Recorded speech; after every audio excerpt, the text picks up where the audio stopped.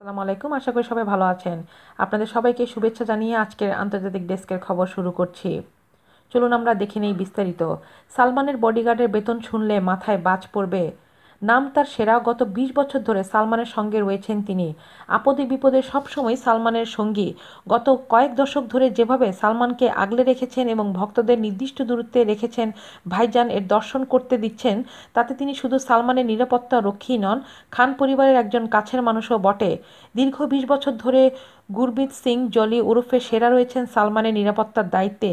আর সেই কারণেই বিশ্বস্ত সেরাকে কানাডিয়ান পপ স্টার জাস্টিন বিবারের নিরাপত্তার দায়িত্ব দেওয়া হয়।